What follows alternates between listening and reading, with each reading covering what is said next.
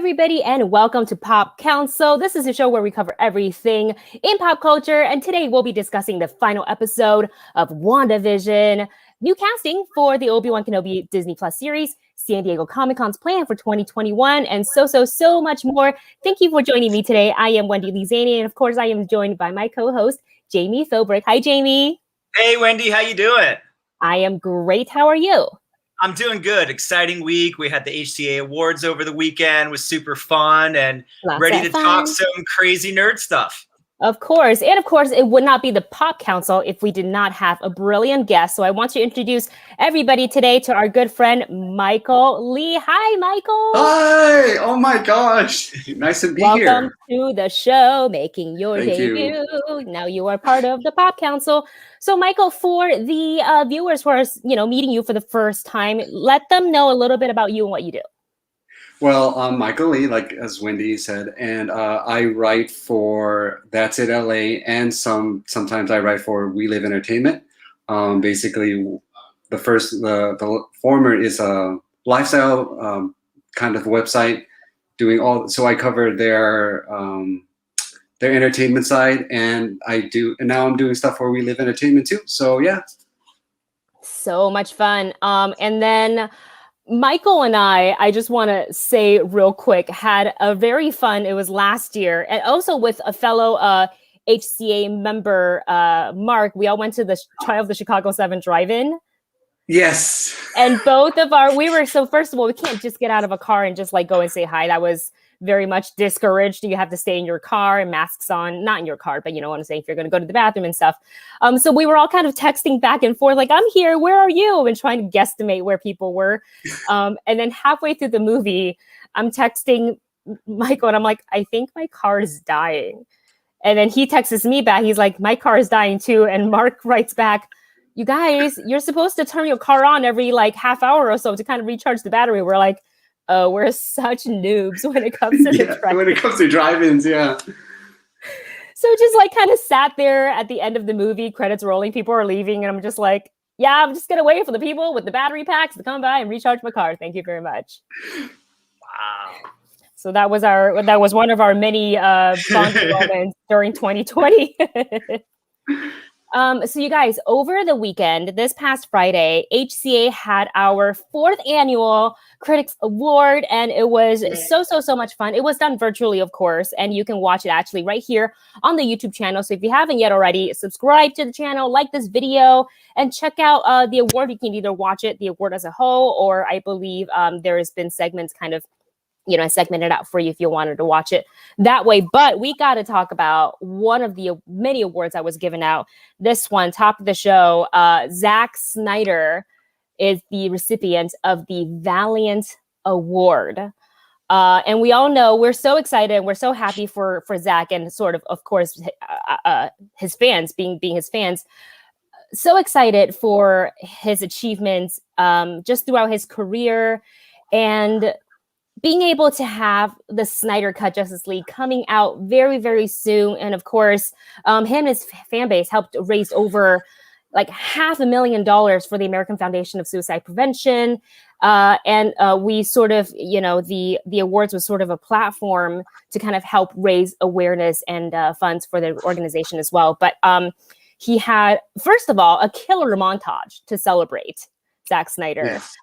Secondly, his speech his acceptance speech was really, really fantastic. You can just see as he's speaking about his experience, his excitement for the movie coming out and so much more. He just speaks really, really passionately about everything. And I thought, wow, this award is so just well-deserved.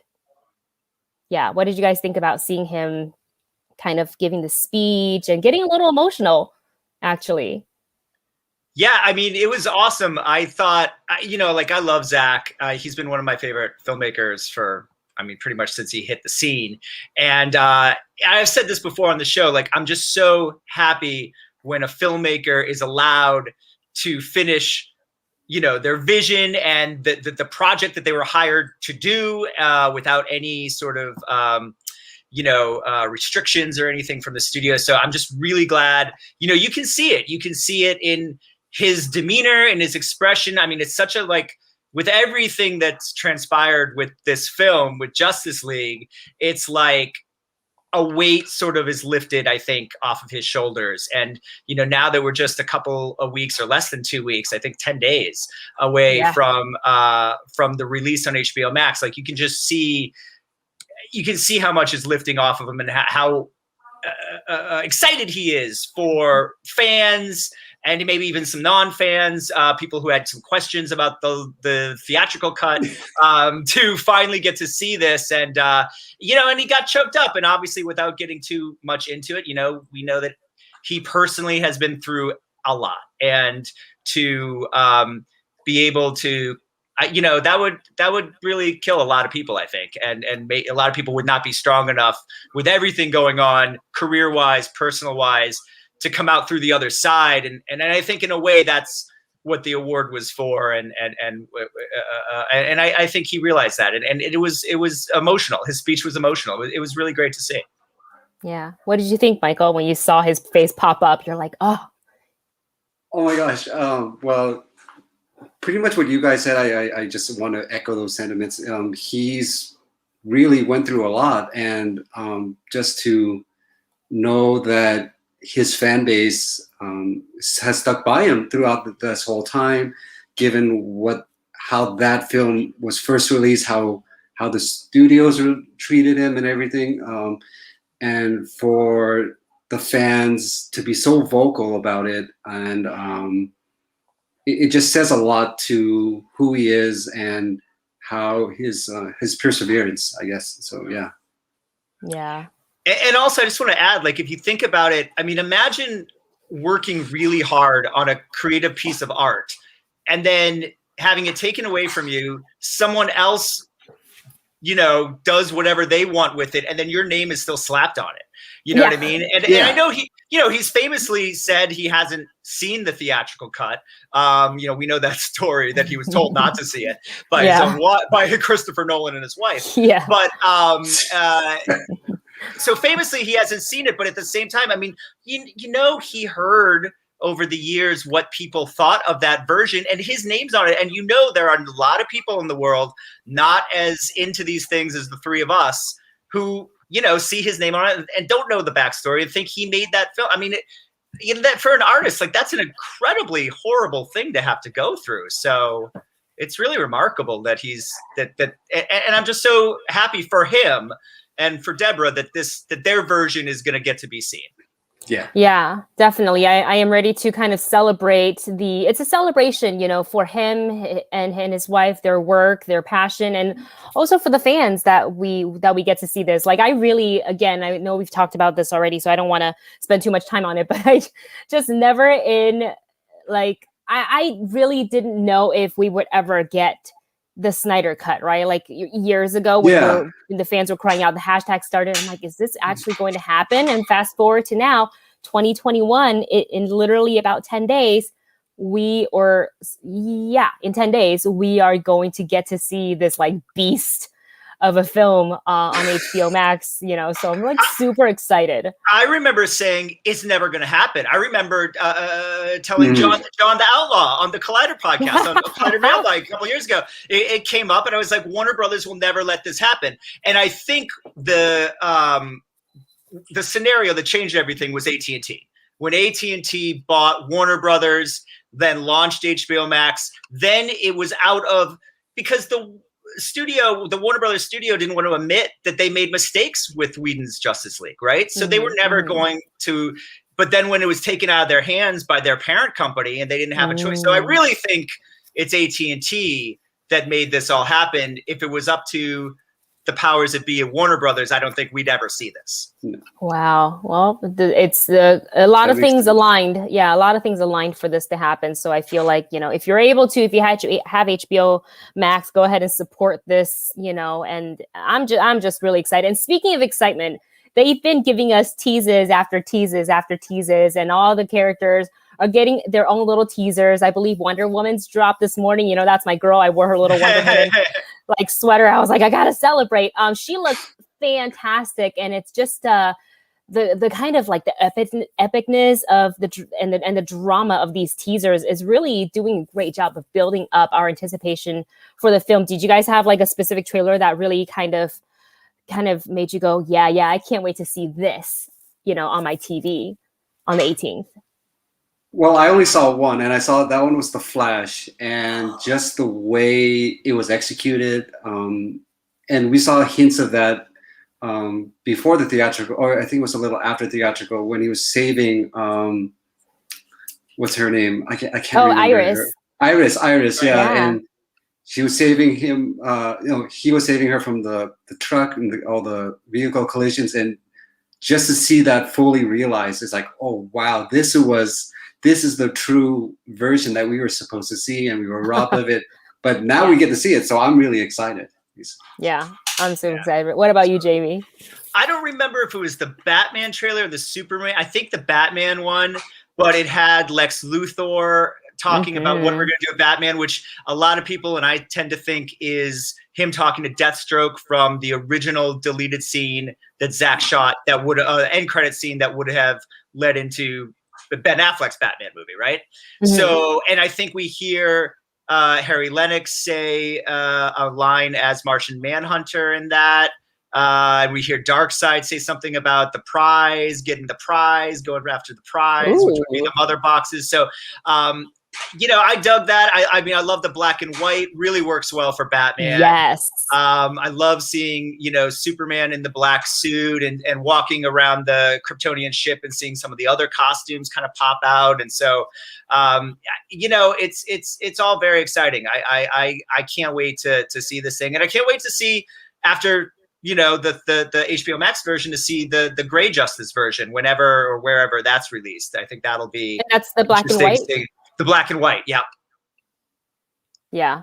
Something about, I know it's weird, like same film, black and white, like why? But they did that for Mad Max. Yes. Fury Road. And then they did it for, I want to say Logan. It is definitely Logan. They definitely did it for Logan. Oh, it yeah. works great for Logan. Yeah. Just hits you a little differently when it's black and white for some reason. Yeah.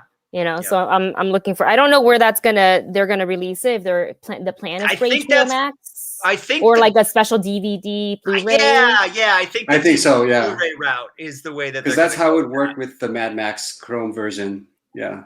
Okay. Oh, okay. I want sort of like a box set celebrating this, and like 5 discs is let's see, maybe 6 discs is probably too much, but like imagine a character's face on each of the discs. Oh yeah. In a box set, and just like I don't know. It's probably way too many, but like, why not? Like, I would buy that. Well, there's so many versions of this movie when it's all going to be said and done, right? I mean, at least 3, and I'm sure that there could be more versions. This is true. So who knows? This is true. And I believe embargo lifts next week for Justice League. So look forward to all of our HCA critics and their reviews of the film. If you're looking forward to that, you can follow Jami and myself and Michael on the socials to keep up with, whatever is the latest with the upcoming. Like, I seriously can't wait. I've planned out my snacks already, so I'm very excited. Oh, it's serious when Wendy plans out her snacks. I am ready. I got my popcorn bucket, my Wonder Woman popcorn bucket. Not one, but 2. I have another one, but it's behind me. So because one popcorn bucket is not going to be enough to get me through this movie. No. Not for 4 hours. Not for 4 hours. It's if I get 2 ready, then I don't even need to get up for a refill. I can just sit through, which would be great. Let's go ahead and jump into our next topic. And we're talking about Obi-Wan Kenobi. This is the upcoming Disney Plus series, and they just cast Indira Varma to be a part of the series. So you may remember her, Ilaria Sand from Game of Thrones. So now she's going to be joining the Star Wars universe, kind of just like her Game of Thrones co-star, Pedro Pascal. So she's been cast, but her role, it's still under wraps. We have no idea who she will play. So there's a bit of like speculation going on here. So keep in mind, for the Obi-Wan series, it does take place 10 years after Revenge of the Sith. So like, I immediately, when I first heard, without even thinking about anything, I was like, oh, maybe she's Satine. And then I kind of took that timeline in consideration, I was like, 10 years. I don't think this is going to line up with the timeline, because I think by then Satine's story was over, without spoiling it. You know what I mean? Do you guys have any sort of speculation of who do you think she will play, or do you think it's going to be a completely brand new character, which is kind of the way I'm leaning? Well, this is my speculation, as pure speculation. Given what they have done in the sequel series and the sequel trilogy, and how they rewrote the timeline, so to speak, I've seen like speculation on Twitterverse that it's could be Ventress, maybe, but that's from what I've read. Oh, and given their history, given Disney's history or Lucasfilm's history of how they treated the new timeline, I have to believe that characters should be in play. Ooh. Interesting. Yeah. Ooh. I'm just getting images of what she would look like as Ventress, and I am loving it already in my head. Yeah. That would be with cool. With a double lightsaber. Yeah. Double hilted lightsaber. Yeah. I could definitely see her playing that role, but I was going more with a new character, and maybe a new character with some sort of links to Obi-Wan. Like, I don't know if it's maybe a love interest, or it would be cool if she was a Jedi. I don't think she could have been one of the younglings, because I don't think the timelines would would add up. But definitely could have been like a Jedi that we didn't see, that went into hiding or something like that. Like, I mean, there's so many cool things they could do with her. Although that, what you were saying, Michael Lee, is very interesting. She would be very cool in that costume. Yes. But I will say she's a great actress. So just the fact that they cast her, like, that tells me, oh, this is, I mean, you have Ewan, you have her. I mean, it's going to be really good actors, grounded. I remember her as Idris Elba's wife on Luther, the great series, and of course Game of Thrones. And she was on a comic book series, The Human Target, which was short-lived, but very good on that. So she was even good in that Moses movie that Ridley Scott made with Christian Bale. She's in that one. Exodus, I think. Exodus, Gods in something. I'll have to check that out. Yeah, she's a great. Well, the movie, you don't need to check the movie out, but she's a great. but you can check out her work. She's fantastic. She's fantastic. Yeah, so she is. It really makes me feel good that they're going for that caliber of actor. I think everyone will recognize her. They may not know her by name or know all her work, but they'll be like, "Oh, I've seen her before." So I think it brings a lot of gravitas to the series. So I think it's a good sign for that.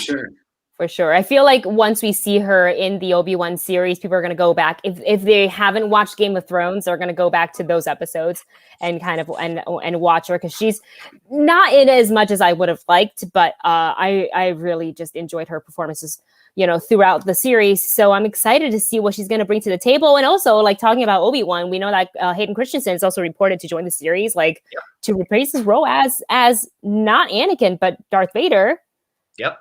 So that's going to be really interesting to see too. Like, I'm itching for this series real bad. I can't wait. Yeah, me too. I think it's going to be great. Me too.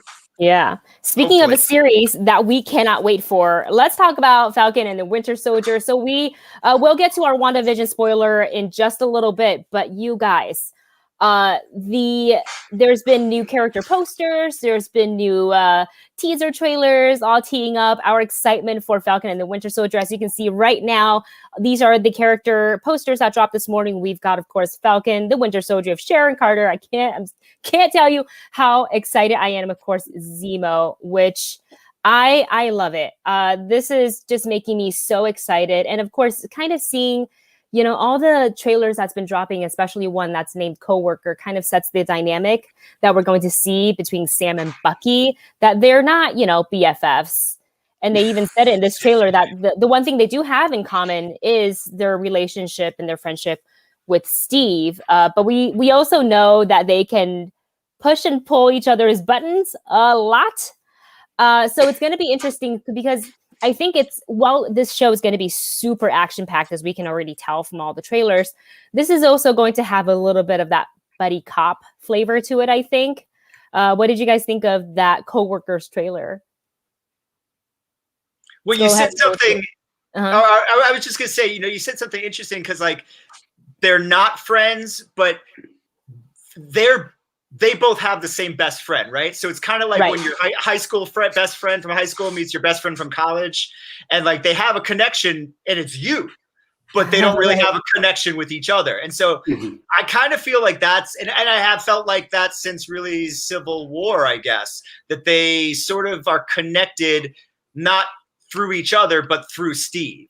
And so I think now that Steve's gone and they only kind of have each other, I think it places some really interesting places that the series can go. And I'm just really excited. Like I had completely forgotten that this was going to be on the tail end of WandaVision. So I feel like we're just finishing WandaVision. Now we're going to get into, and then Loki is going to be right after that. So these series are really going to take us through the year, which is amazing. Yeah. What about you, Michael? What are your thoughts? Yeah, I like that dynamic between those two. Just how they go back and forth, how Sam just constantly takes these kind of jabs at Bucky. When Bucky's hanging on, he's like, she kicked your ass, didn't she? And she's like, why are you taunting me like this? And but it's just so funny how they can play off of that, like you said, that buddy cop vibe. So I'm hoping to see more of that, like Lethal Weapon, 48 Hours kind of like inspiration in these in these episodes. And we're just going back more to a more traditional, straightforward kind of superhero flick, which is something. It just shows how Marvel can just go, not stick to one kind of genre and just genre bend all these their superhero shows and show it's just not saving the world sort of thing. It's more to it than that, more depth and nuance to this world that they're creating.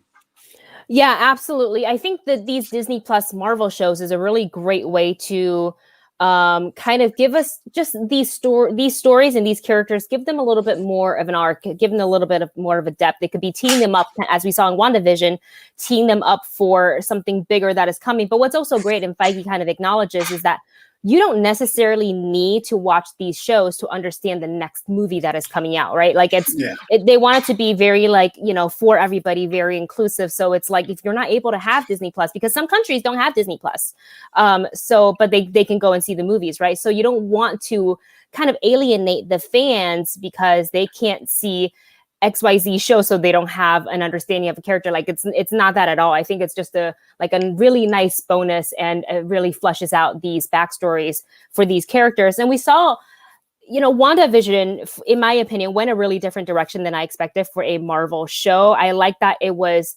really driven by Wanda's grief and process of all of her losses, where Falcon and Winter Soldier, it's kind of based in that sort of more Avengers world. So it's going to be really way more action packed. We saw and I don't remember where I read it, but like they're saying producing these shows cost as much as, making films. And if you watched even just like the final episode of WandaVision, like the special effects and everything, I felt like I popped in a Marvel movie Blu-ray, and I was watching, like the quality it blew me away. I was like, oh, they spent money on this.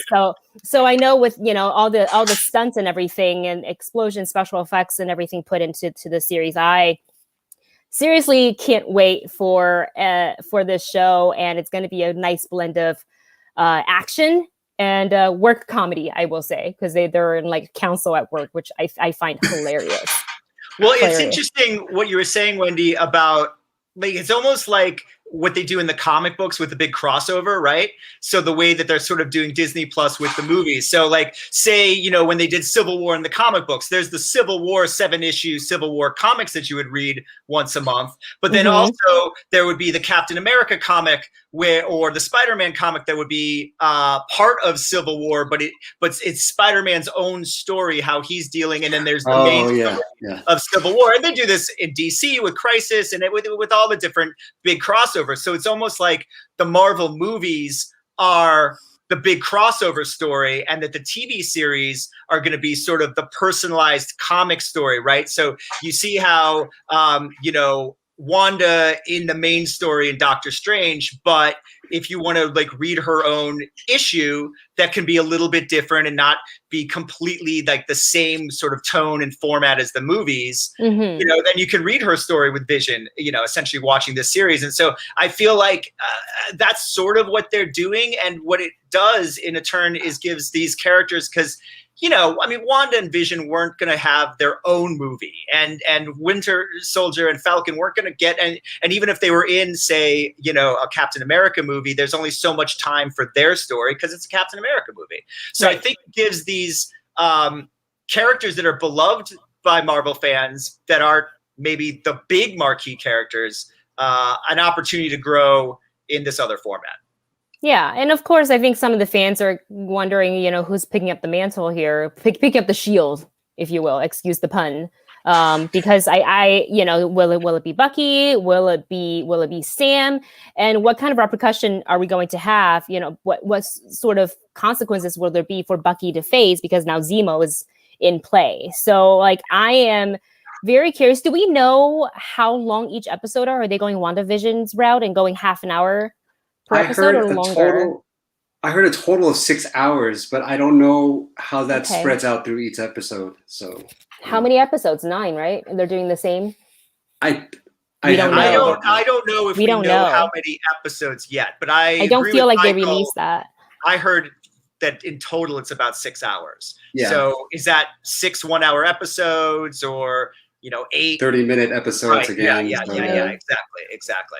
And even WandaVision's last 2 episodes were closer to an hour, or about 47 minutes. So. Yeah. And then plus with the credit, because there's so many people, it takes so many people to create these shows, that the credits are quite long. And then plus if they want to add any sort of like mid-credit scenes. That's such a good point. You're right. Yeah, the credits are really long. Yeah, the credits are about like 6-7 minutes. And it's because I sit through the credits. I have a tendency to want to sit through, not just because I'm looking for mid-credit or post-credits, but also to kind of watch as a respect for the people who worked really, really hard on making, you know, all stuff like this. So we have a comment from Trailer Gamer who writes 40 to 60 minutes and 6 episodes.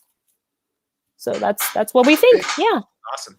Yeah, there we go. And since, you know, we're talking about Marvel shows, why don't we go ahead and jump into our WandaVision spoiler recap. So you guys, while you're here, if you're not completely caught up with WandaVision, because the series finale just debuted on Disney Plus, a little bit of a warning, we're going to be diving into spoilers. So if you're not completely caught up with the show, you might want to like put us on a little mute until we get into the next segment. But if you haven't, but if you're caught up, then let's go ahead and dive right in. We got a spicy like 49 minutes for this episode where everything kind of collided, and it was we got to see where essentially Wanda ends up at the end of this series, but we also kind of see, you know, certain ends were wrapped up and certain ones were not, which I am totally okay with. And I say this, like, Jami and I speculate so much about who we think we're going to see, what cameo we're going to get, what does this word mean? They said this 4 times. What does it mean? And a lot of the theories were squashed, but as a viewer, I was totally okay with that, because my headcanon is my headcanon, right? It was fun to speculate, but it was never my story. Like, I didn't write the story. And so as the audience member, I was mostly happy. It was a very good series, like one of my favorite things on TV right now. I'm just a little bit like, you know, I'm not completely satisfied, because just me as a personal preference, I wanted everything to be tied up in a pretty neat bow, which that's not what the show is about. But I loved, let's just go ahead and kind of go into how the show kicked off. And it was Agatha Harkness versus Wanda Maximoff, full on which versus which. And it was a really brilliant display of not just them trying to, you know, outsmart each other with their magic and the use of their ability, but you see kind of the chaos magic that Wanda possesses versus the learned and the immense knowledge that Agatha has at play with each other, and how they're really able to top each other. We all know kind of who came out on top of that, but it was really interesting to see, because I was like, oh, is Wanda getting beat? Because, you know, Agatha's been reading and practicing this for so long. What did you guys think of that whole showdown? Go ahead, Jami. So I loved the showdown. I loved the whole series. You know, I thought it was a complete home run for Marvel. Like you, there were things that I didn't mind where Wanda ended up, because I know that her story is going to continue. You know, so that all end credit scene, like that cliffhanger, great. Was a little disappointed that the Hex reality Vision didn't tell Wanda that he restored the white Vision. Like, yes.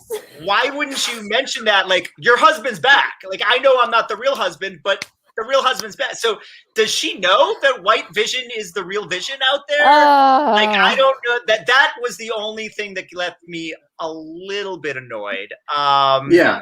Otherwise, the Monica, where we led to Monica, obviously that's going into Captain America 2. And I think maybe Secret Invasion. I think there's a good chance now that Monica will be part of Secret Invasion. But yeah. And then just to answer your question, Wendy, about the sort of the magic showdown between the two of them, I thought what was really interesting was the way that they expressed, you know, Wanda is just raw, right? Like, she's just raw, incredibly powerful raw power. And like you said, Agatha is learned, right? She's schooled. She knows the way of witchcraft. And so it was interesting to see them sort of battle. And like you were saying, like, it looked like Wanda was getting her butt kicked, but really she was laying down some secret stuff there that she learned from Agatha. So and you're right. I mean, they spent a lot of money on that finale. Which is probably why the first, you know, it actually worked for the series, that the first few episodes were, you know, basically a 3-camera sitcom, which is cheap to produce. And, you know, you need to save the money for the end. The only other thing I will say, Wendy, that I am upset at myself, because I see where this is going. Do you know where this is going? Because I allowed them to get in my head and convince me that the astrophysicist meant something. Right. And I should have known all along that it meant nothing, that we weren't going to see Reed Richards. And I never really thought we'd see Reed Richards or any of those other. Too early.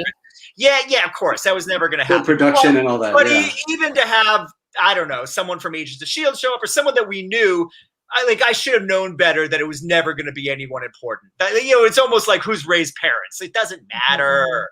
And so I'm mad at myself for letting them get in my head with that. But other than that, I mean, when I reviewed the first 3 episodes, I said, I love where this is going. Without seeing the rest, it's hard for me to really know, but I'll give it sort of, 8 out of 10 stars now, hoping that it's everything I hope it will be. And it was, and for me, it's 10 out of 10. You know what I mean? Like, they stuck to the landing. Like, they really nailed it all the way through. And it's impressive.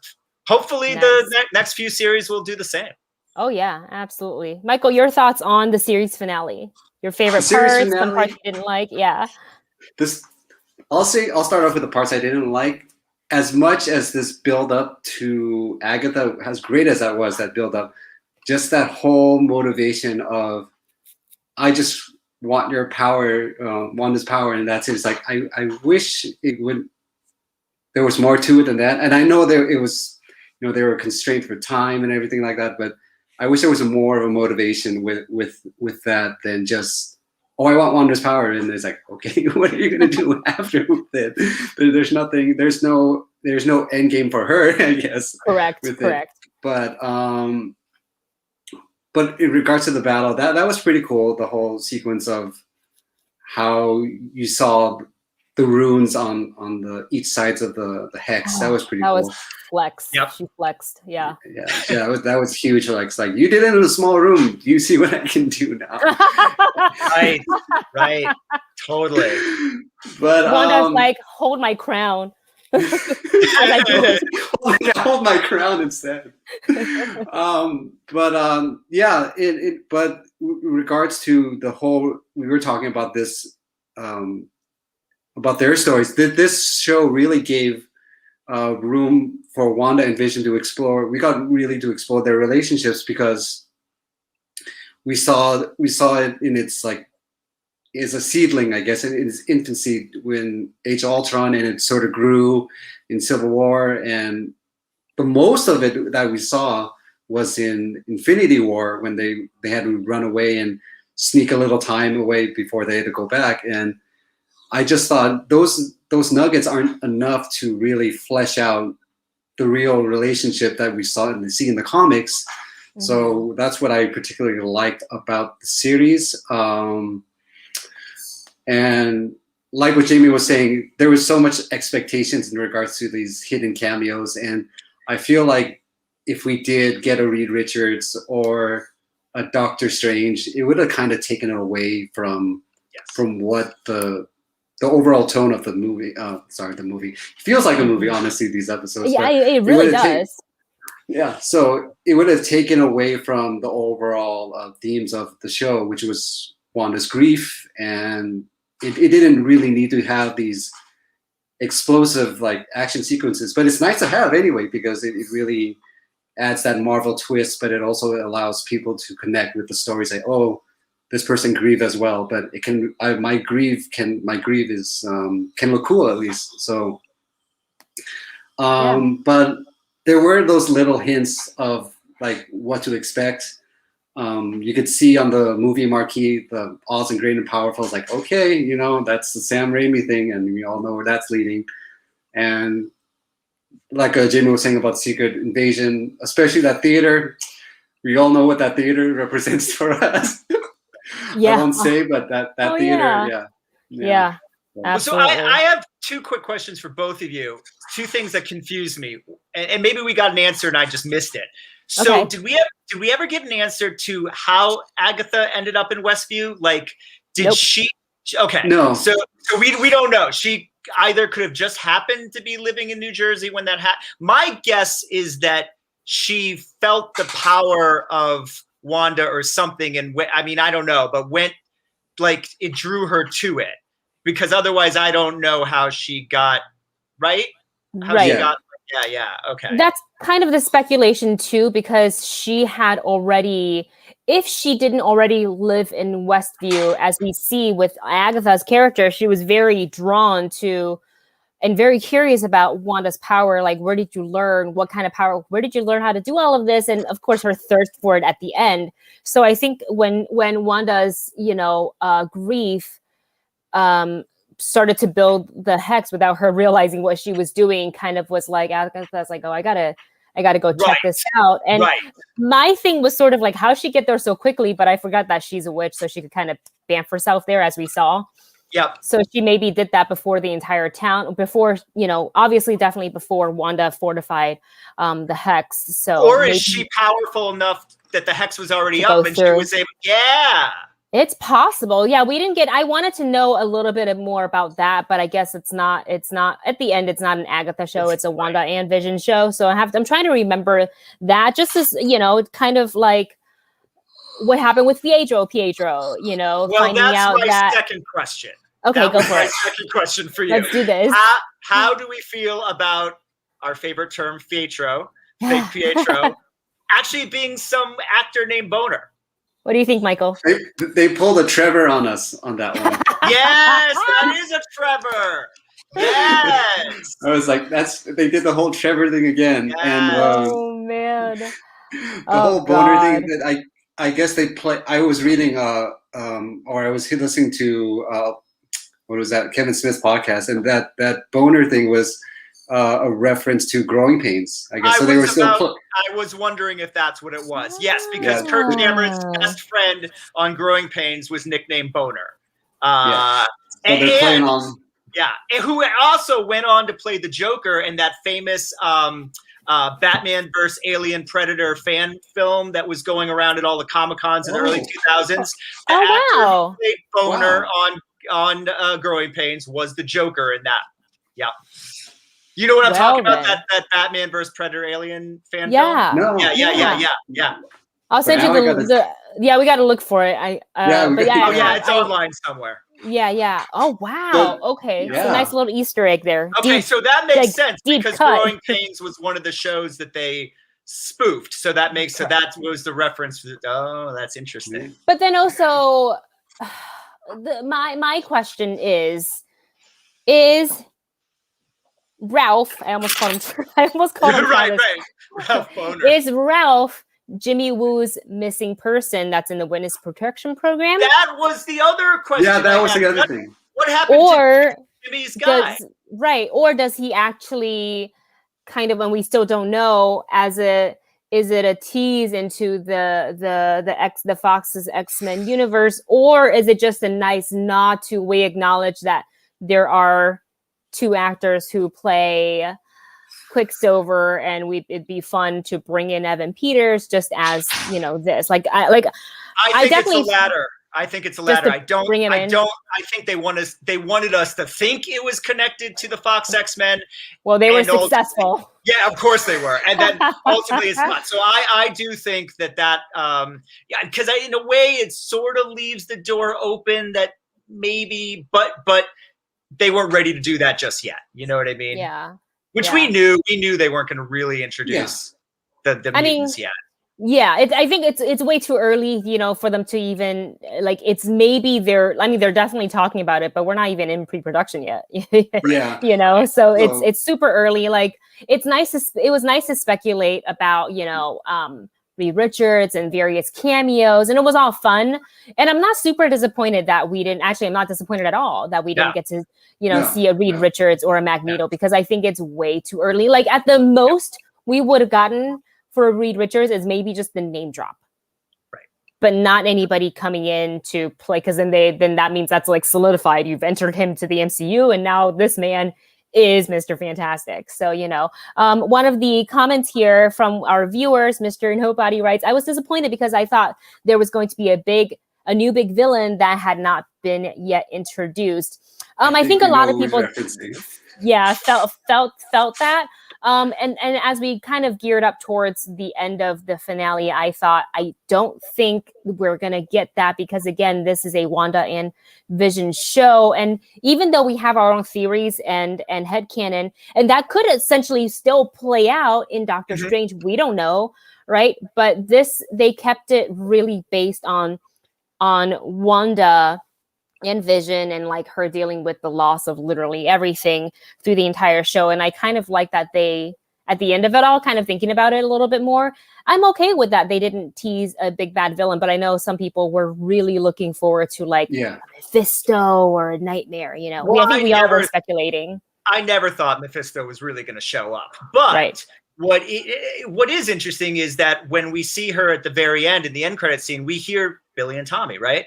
Yeah. So, and we know from the comics that Mephisto is how Billy and Tommy came back. So I think that's all lingering still. You know what I mean? It's out there for the future films and, series to deal with. But it is interesting to me that we saw Jimmy at the very end, and he did not look like he was worried about getting that witness, that guy, whoever he was there to protect in the first place. Apparently. What happened with that? Who is that? Who is it? But obviously not important. But I like the idea that it could have been Ralph Boner. I like that. Oh God, I love the headshot. Nice little touch. Nice. I wonder if that was Evan Peters' real headshot. I know, and they just reprinted it with the name, and I was like, that's funny. Authentic Evan Peters headshot. Now is now canon. And then just a couple more things to note, because I don't want to spend the rest of our episode on WandaVision, even though I could. How sick does her Scarlet Witch costume look? It's good. Oh my God. It's good. It's real good. Because I was wondering, I was like, how are they going to do it? Because, she's got to have the headpiece, and then she's got to kind of have that skirt/coat, overcoat deal. I really liked it, how the very various different textures, the intricacy that's kind of in the design of her headgear there. Really liked it all, and I can't wait to see her wear it in Doctor Strange. And I also like that she's got a hood that she can pull up. Yeah. Away. I was like, yes. That's new. Versatile. I bet you has pockets too. Oh man.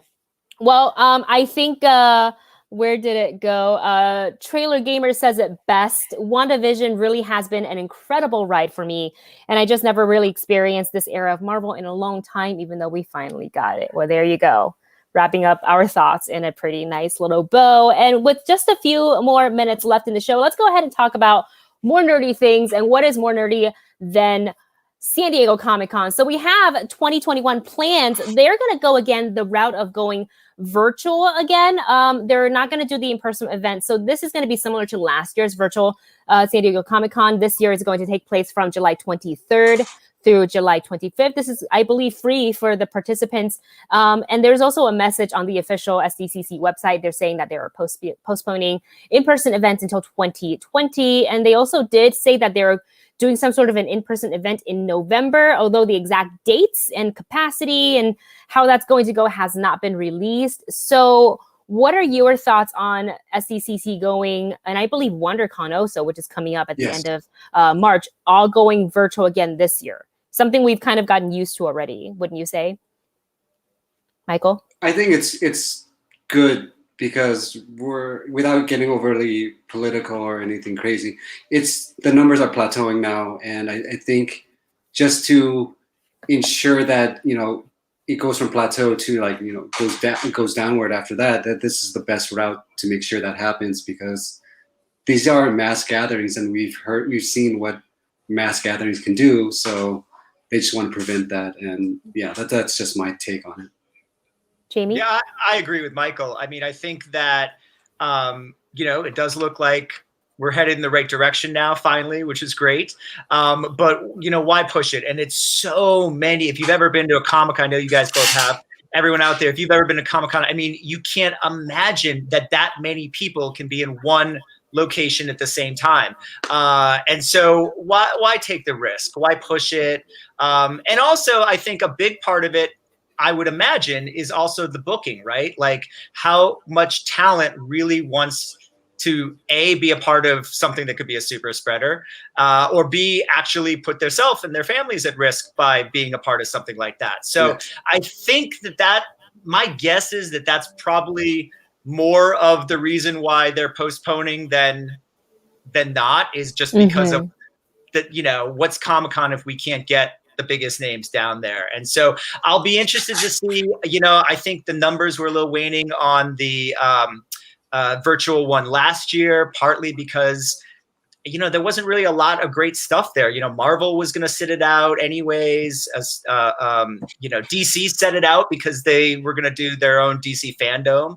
So, I mean, I think you had Keanu Reeves doing a Constantine retrospective, and, the Bill and Ted's movie was maybe the biggest thing there. So obviously the numbers are going to go down. A lot of it has to do with what you put in place. So it'll be interesting to see what is in place virtually for this year.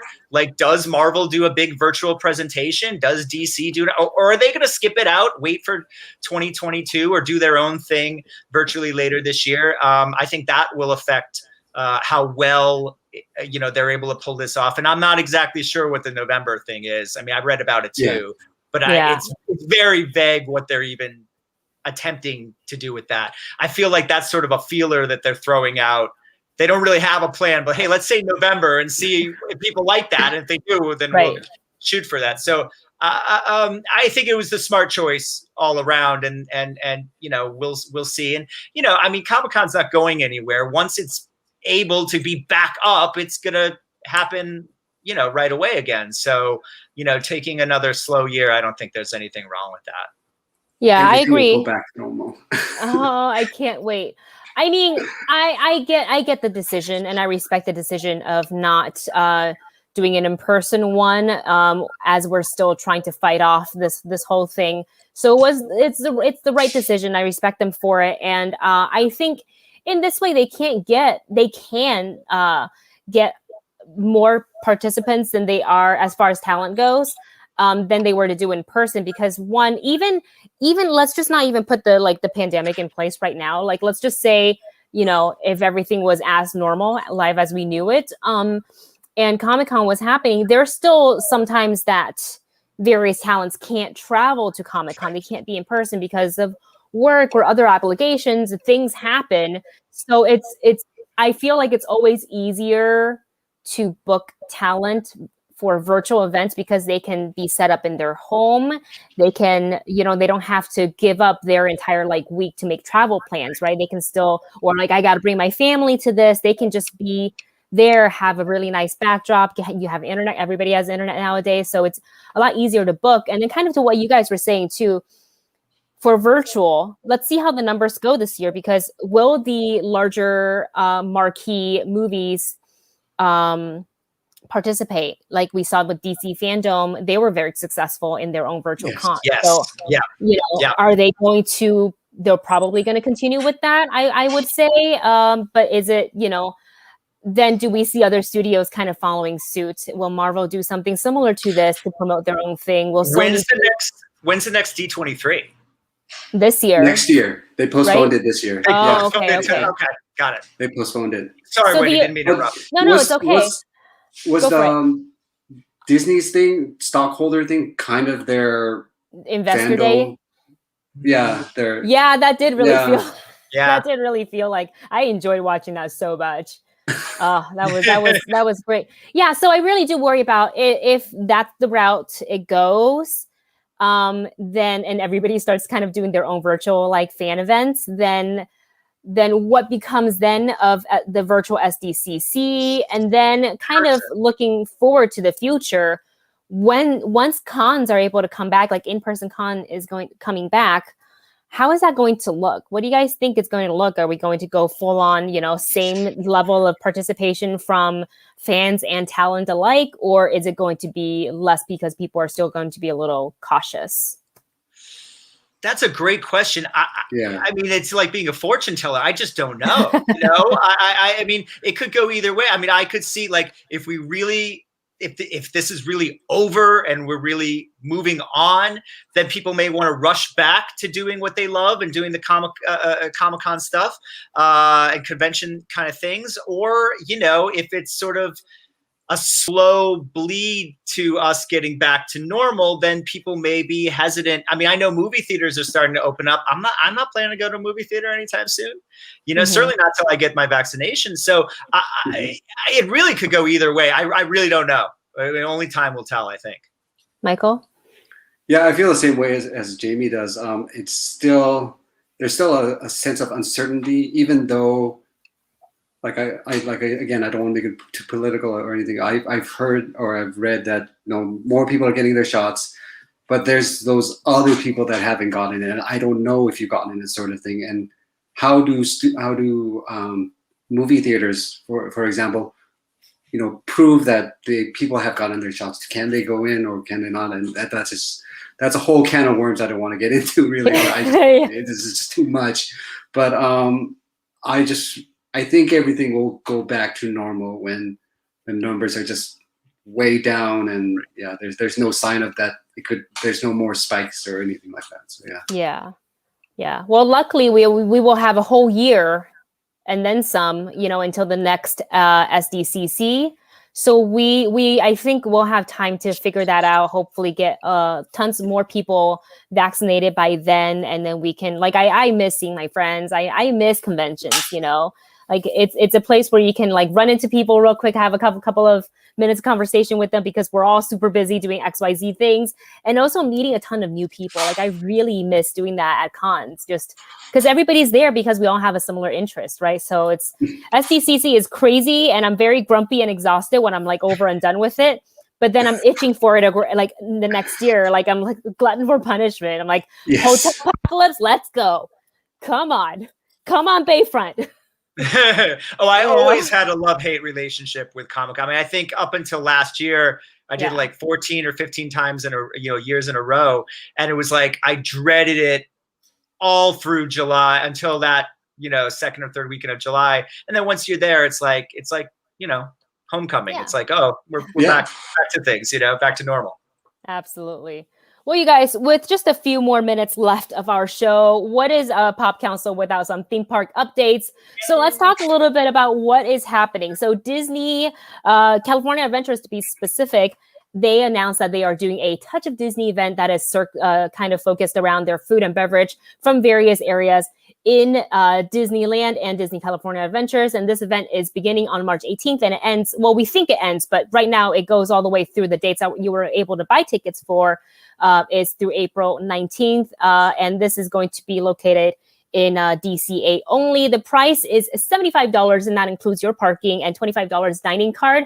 However, if you are looking for tickets, you might have to be a little patient because it's sold out on the first day. You guys, I sat in front of my computer 4.5 hours wasted because I had half an hour to go. I had half an hour left sitting in my queue, and then it said the queue has closed. And I was like, oh my God, no. Why? I wanted to go so badly. Like we were going to be safe, wear masks, be away from people, maybe wear gloves, lots of sanitizing stuff, bring in with us. But this was going to be like, me and my husband's kind of first like public, like gather outing sort of a deal, since last year. And we thought it'd be fun to go because March is our anniversary. So it was going to be a fun deal, but we are not going to be able to go to that, which is kind of unfortunate. And Michael, I know you are a big fan of the parks as well. Did you try to get tickets? I tried to get tickets and no luck for me either. I was just like on my laptop looking, and I was working at the time. I was like always turning my head back and forth. It's like, okay, can you just pop up so I can go back to work, sort of thing. And yeah, no luck. But people are eager to get back. I went to downtown Disney yesterday, and it was just crazy packed. Oh, really? And, oh, that's a no-go for me. Yeah. But it's also a weekend. It was also a weekend. That was also a weekend. Yeah. So I have heard though, downtown Disney is doing like a really good job of mask regulating and social distancing. Yeah. So there was multiple like gates that you had to walk through. You had to get your temperature checked. You had to make sure you're wearing your mask. And there are all these signs that are posted, wear your mask. So it's a constant like reminder that you have to be. We're doing this for your safety and that you can enjoy the parks and everything like that. Nice. Oh, you two are braver than me. I mean, God bless. Have fun. I am not going to any amusement park or anywhere where there's more than 30 people at a time. I can wait another year. For sure. I had to say, it was like the first time I went out to downtown Disney in like a year or since this whole thing started, basically. I haven't gone. No, man, I haven't gone. But no, and I get it because I get a little bit of like anxiety already and like in crowds because of all this. But I've had tons of friends that's gone, who are kind of like me. That's like a little bit kind of weary of being in large crowds now. But they say that depending on when you go, and if they're like the cast members, they're just really doing a really good job of also actually reminding guests if they were eating something and they do like the chin mask thing. And then they're like, hi, so sorry, can you go ahead and put on your mask? And they will stay there until you do this. And then they can, say, oh, have a magical day. And then they walk away. So I appreciate that. But it's definitely, definitely up to each person's comfort level. My husband just got vaccinated. So I'm super, which is one of the decisions why we decided that we were going to go ahead and get the tickets. And our ticket, if we were buying tickets, we were going to get it for later instead of the beginning of the event. But enough about that one because we're running short on time. We're also having other Southern California theme parks doing food and beverage events now that Disney kind of did theirs. Well, Knott's has always been doing it until like the actual lockdown happened. They still did like a Boysenberry Festival. So this is still happening this year for March 5th through May 2nd. And tickets, you have to buy in advance. You can't go up there and buy it in person because I think they are limiting capacity. And the cost is $45. And that includes a tasting card that'll give you 5 different food tastings. And then we also have Universal Studios Hollywood. And it's called Taste of Universal. This is $44 on Fridays and then $49 for Saturday and Sunday. And this includes your choice of 5 menu items. And this takes place inside the park, but only in the upper lot of the theme park. And it includes, of course, shopping, outdoor dining, and it has foods from your favorite lands, such as Springfield, USA, and Wizarding World, and the Meanings Cafe, which is new, and the Hollywood and Dine. And like, if I were to go, I think all I would have is butterbeer. I miss Butterbeer. I would just spend my card on like, it's like, okay, what can I get from Wizarding World? This. Michael, do you feel like you would maybe go to the Universal one? Yeah, I would go to the Universal one. I just, like you said, I have to get those tickets if I could get those tickets. But just to, I guess, expand the flavors of each park. That's what I would go there. Yeah. And I'm going to go to Knott's too, because it's just like right down the street from my house. Oh yeah, that's right. We did buy tickets for Knott's. That one we were able to get because everything is outdoors. Yes. Literally, so like I don't plan to go inside the shops at all. Well, you know. Yeah, based on my experience from Downtown Disney, they're controlling how many people go inside the shops, and they're making people wait socially distanced, like in the queues too. So that's what's great about it. So that's just a little thing to consider. And I also heard you only have a limit of time in the shop. Oh. Like my friend who went to downtown, when she went inside one of the stores, they're like, okay, well, you have half an hour. And she's like, okay. I mean, I don't know why you need to spend more than half an hour inside a store, to be honest. Yeah. Right. I know it's big, but 30 minutes is a lot of time to peruse, in my opinion. Anyways, I don't know. I don't. Maybe because I know what I want when I go in. I'm like, and done. You have a game plan. I need 10 minutes and I'm out. And then, of course, as we wrap up the show, we could be seeing Disneyland reopen at the beginning of April. This is, of course, all depending on the guidelines, the CDC guidelines, and the state's restrictions, and how that's going to work out. And if they do open, it's definitely going to be still very limited capacity. So I am not even going to try to get like a ticket to go into after the experience I had with Taste of Disney. You know what? I already waited a year. Disneyland, I don't think it's going to go anywhere. I will just wait when it's ready to go, because then I don't want to be weary going on rides and be like, I don't know if I can touch this. Or I want to like hand sanitize the whole time. Yeah. You know what I'm saying? Yeah. Absolutely. So, but you guys, this has been such a great show. I enjoyed talking to the both of you so much. I know we're over time. I could probably go another half hour just talking about anything and everything. So first and foremost, I want to thank our guest of the day, Michael Lee. Michael, if people want to follow you on social media to continue the conversation we had today, where can they find you? Yes. So you can follow me on Instagram, Twitter and Instagram at I am Michael J. Lee. Perfect. And Jami, where can everybody find you? I'm on Twitter and Instagram at Philbrick, and then Facebook at Jami Philbrick, my name. Nice. And for me, you can find me on Twitter, Instagram at just my name at Wendy Lee Szany. And of course, if you enjoy the show, subscribe to this YouTube channel. We have so many shows coming up throughout the week. Follow the YouTube channel, like this video. You can follow HCA Critics across all social media. And with that said, thank you guys so much for being here today. We will talk to you nerdy next time. Bye, everyone. Yay.